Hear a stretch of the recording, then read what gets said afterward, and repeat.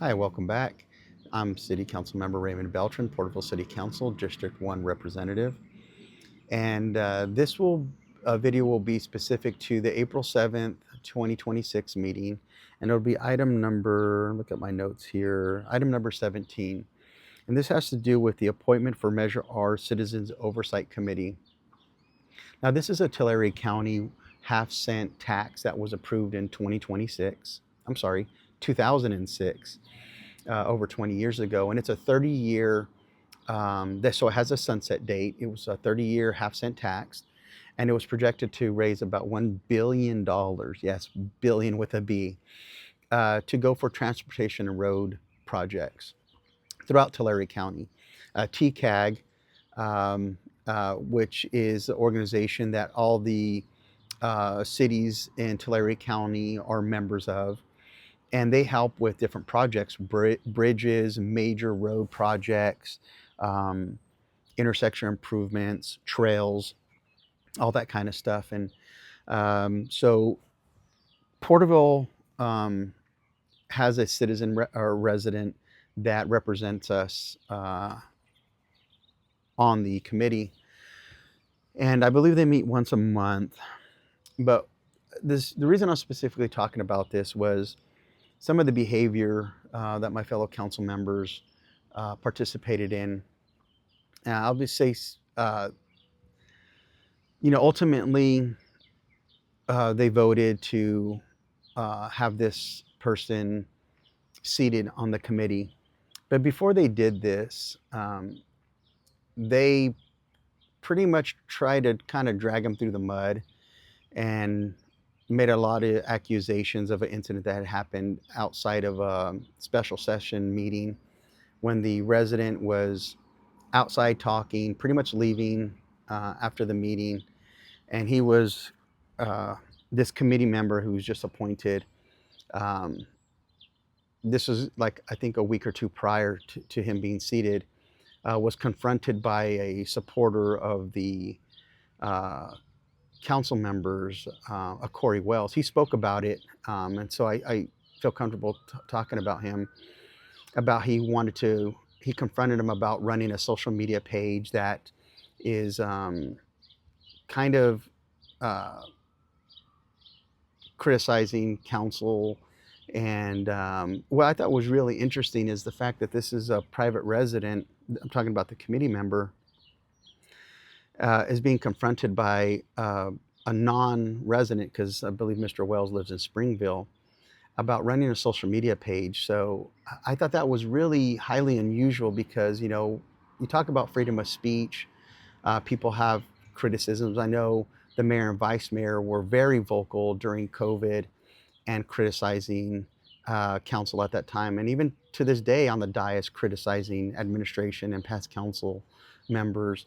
And so I thought it was really interesting that this person had put their name in to be on this committee, and all of a sudden he starts getting accused and kind of just, I don't know what the right word is. I wouldn't say attacked, but just kind of confronted about whether he is or isn't running a social media page that, he's freedom of speech, he's criticizing something or not. What's really interesting is he wanted to see, Mr. Wells wanted to see his phone.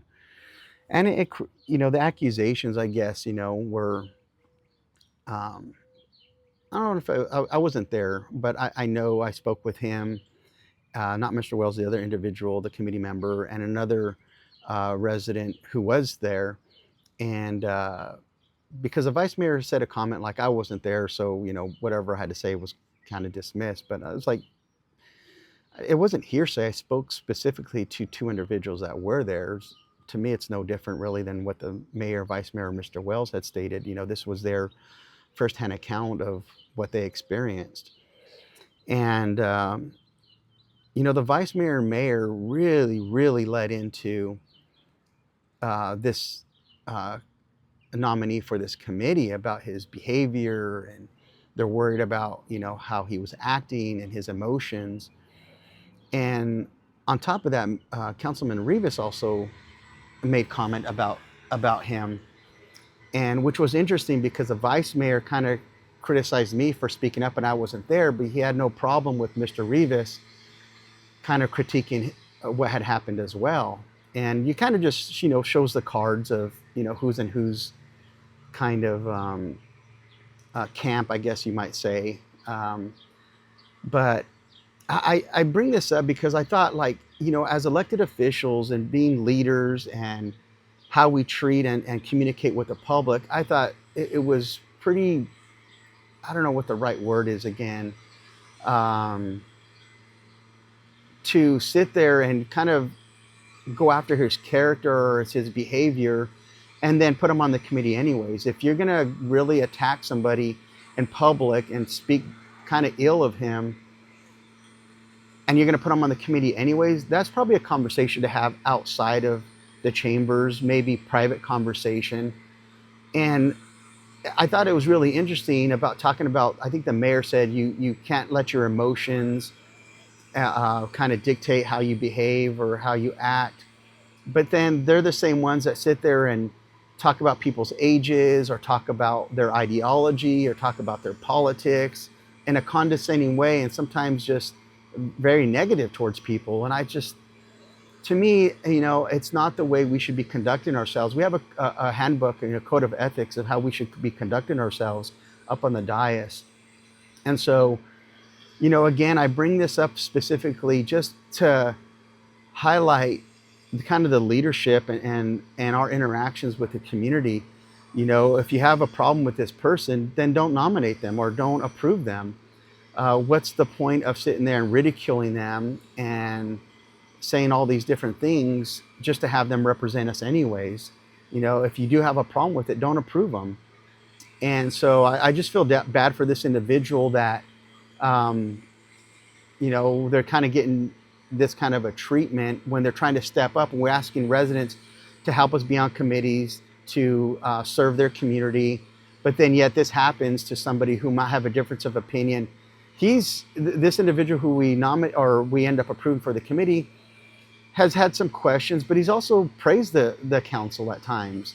And so it's not like all negative or something. He's very involved in the community. And so it's just this very interesting dynamic of there's more behind the scenes and it'll come out.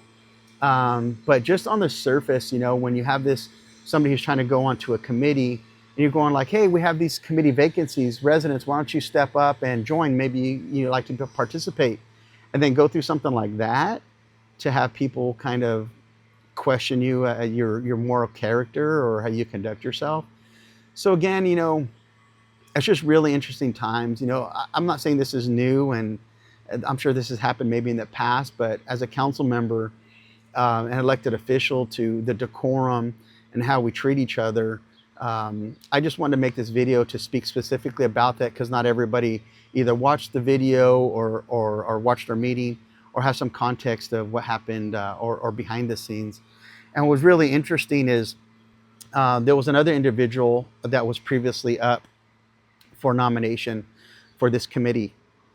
And he's also a supporter of the mayor's, very, very strong supporter, and has kind of been there from the get-go, even myself early on. And what was interesting is on the application, when this previous nominee had filled it out, did not disclose he was a state employee. And it's a one-page application, and on there it states if you're an employee or you work for any government agency, you cannot be seated. And so the individual put that they put like a private business or their own business on there. They didn't put their main job, which I found really, really interesting. And I pulled the item because I was waiting to see if the mayors the mayor and vice mayor, who know this individual personally for years, and they know he works for the state, they didn't pull the item to highlight like, hey, you really technically can't be on this committee. So I waited and I waited, if you go back and watch the meeting, just to see if they were going to pull it, and they didn't. So I pulled the item just to highlight, hey, technically you're not qualified to do this, or not that you're not qualified, you're disqualified because you work for the state. And so there is a little bit of, like I said, a little bit of more of the backstory. Not just that, there's some other things that will come out behind this. But I just thought, man, it's just, you wonder why directors are leaving. You wonder why staff, the morale has changed.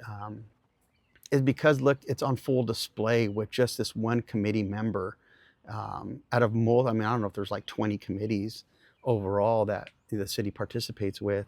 So anyhow, I apologize to this resident who, stepping up to be on this committee.